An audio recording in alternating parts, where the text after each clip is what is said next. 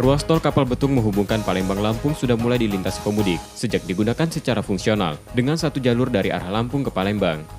Ruas ini difungsikan sepanjang 36 km dan hanya beroperasi mulai pukul 6.00 hingga 16.00 waktu Indonesia Barat karena masih belum rampungnya pengerjaan lampu jalan. Catatan pengembang ruas tol Kapal Betung menyebut volume kendaraan yang melintas mencapai 1.000 kendaraan per hari. Diprediksi puncak arus mudik dan arus balik nanti, volume kendaraan meningkat hingga 5.400 kendaraan per harinya. Mengantisipasi lonjakan pemudik pada 31 Mei mendatang, pengembang seksi 1 tol Kapal Betung akan menambah 2 pintu keluar tol di Desa Pedu dan Tanjung Pasir. Sementara fasilitas pendukung seperti rest area, pos keamanan dan kesehatan, toilet, SPBU, musola dan fasilitas pendukung lainnya sudah tersedia.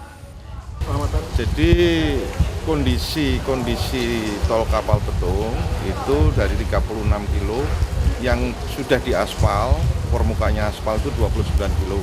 Sisanya 7 kilo dalam permukaan agregat yang dipadatkan.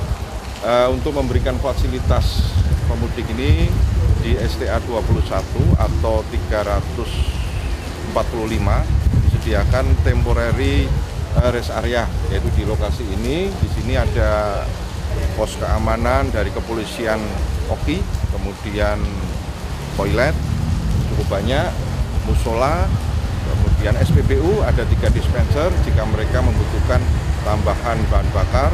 Kemudian juga ada kuliner dari penduduk setempat, nanti akan menjajakan minuman, makanan kecil gitu. Karena belum sempurna, kemacetan kendaraan di ruas tol ini hanya diizinkan 40 km per jam. Tetra Surya, Kompas TV, Palembang.